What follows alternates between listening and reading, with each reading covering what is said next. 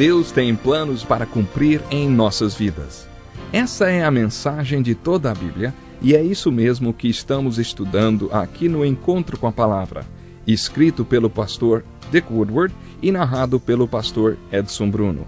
Fique atento a mais um programa que o Ministério Cooperativo Internacional leva a você. Com você agora, pastor Edson Bruno.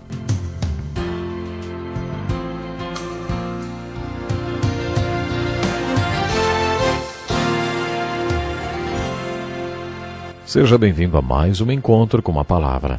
Esta é a primeira vez que você participa do nosso programa? Estou muito feliz por contar com você neste curso que se propõe a fazer uma introdução da Bíblia através de uma abordagem geral e resumida de todos os seus livros e também buscar uma aplicação prática em cada ensinamento. Iniciamos este curso com o livro de Gênesis e já estamos chegando no último livro da Bíblia. Estamos estudando a carta de Tiago no final do Novo Testamento. Nos dois primeiros estudos da carta de Tiago vimos o que ele tinha a dizer sobre as fontes e a sequência do pecado e da salvação. No estudo de hoje veremos o que Tiago tem a dizer sobre a fonte e a sequência da santificação. Ouça com atenção o que ele diz sobre a santificação. Quando alguém for tentado, jamais deverá dizer: estou sendo tentado por Deus. Pois Deus não pode ser tentado pelo mal e a ninguém tenta. Cada um, porém, é tentado pelo próprio mau desejo, sendo por este arrastado e seduzido. Então esse desejo, tendo concebido, dá à luz o pecado, e o pecado, após ter se consumado, gera a morte. Meus amados irmãos, não se deixem enganar.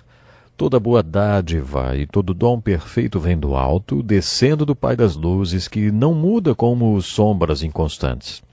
Por sua decisão, ele nos gerou pela palavra da verdade, a fim de sermos como que os primeiros frutos de tudo que ele criou. Existem 3 pessoas no Novo Testamento com o nome de Tiago.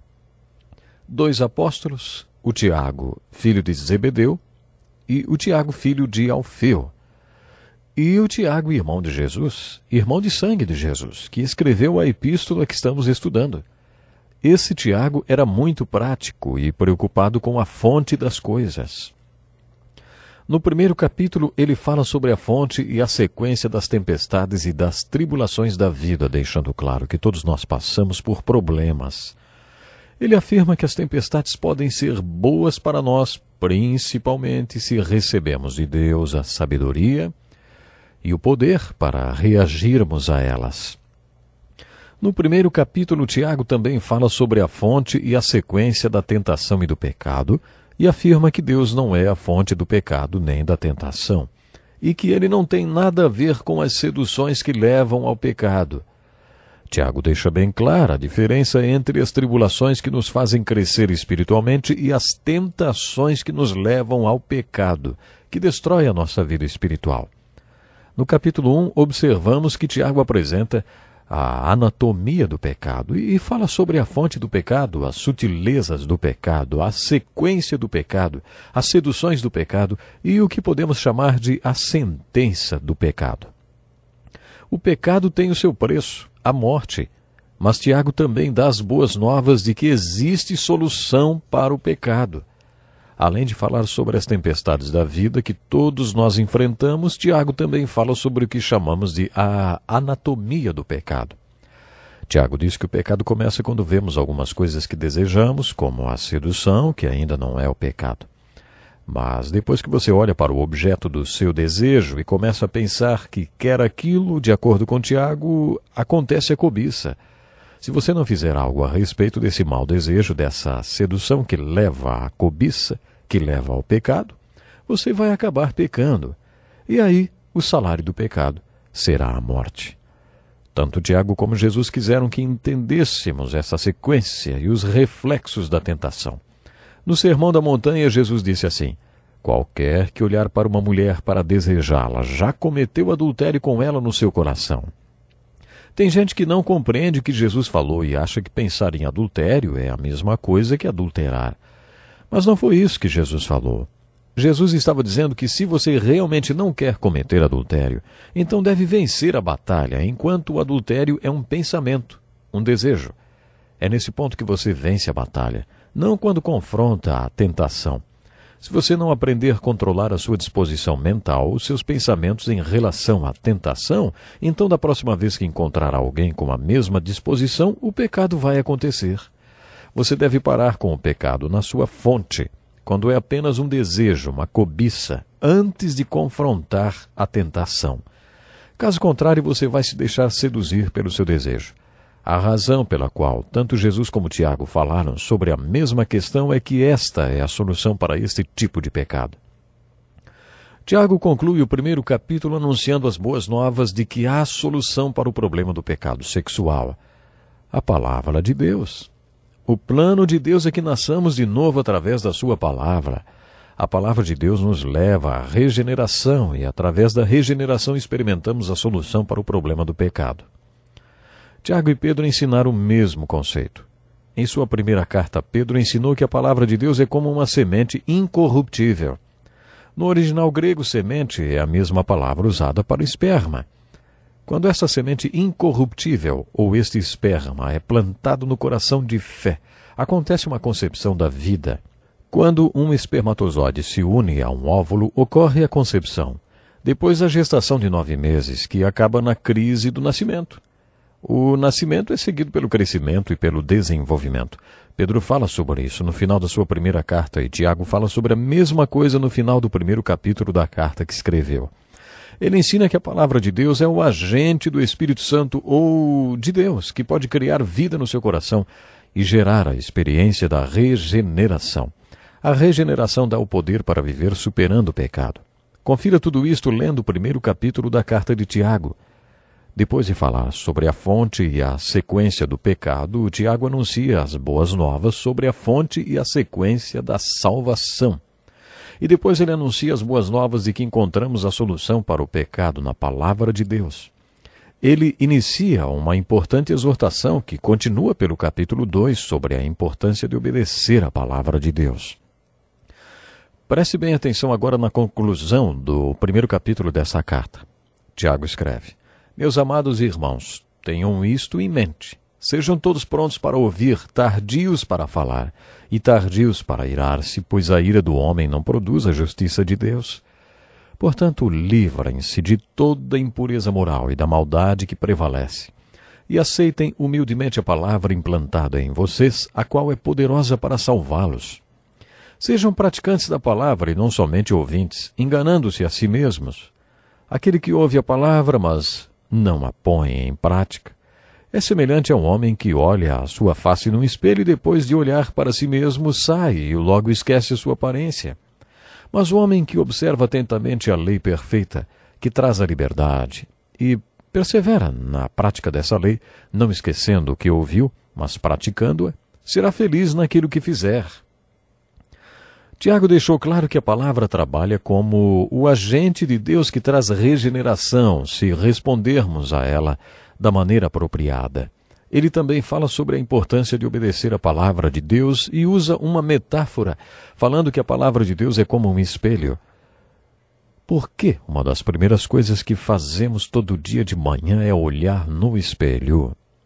Porque queremos ver nosso status, o desastre que estamos e o que podemos fazer a respeito. Para diminuir o caos, tenho que lavar o rosto, me barbear, pentear o cabelo. Eu seria louco se não fizesse nada a respeito do que vejo no espelho todo dia de manhã. Segundo Tiago, é isso que acontece quando olhamos para a palavra de Deus, que é o espelho inspirado de Deus. Temos de tratar das nossas imperfeições. Por isso ele diz: sejam praticantes da palavra e não somente ouvintes. Ao enfatizar mais uma vez a importância de obedecer e praticar a palavra de Deus, Tiago ensina a mesma coisa que seu irmão Jesus ensinou. Jesus ensinou através da parábola do semeador que quando o semeador semeia a semente, essa semente não produzirá frutos até que penetre no solo, superando o obstáculo das pedras e das ervas daninhas. Jesus ensinou a aplicar esta parábola. Ele diz que a palavra não produzirá qualquer fruto até que penetre no entendimento dos seus ouvintes. Quando as pessoas não entendem o ensino da Escritura, é como se a palavra de Deus fosse a semente que caiu no solo que está sendo pisoteado, um solo despreparado.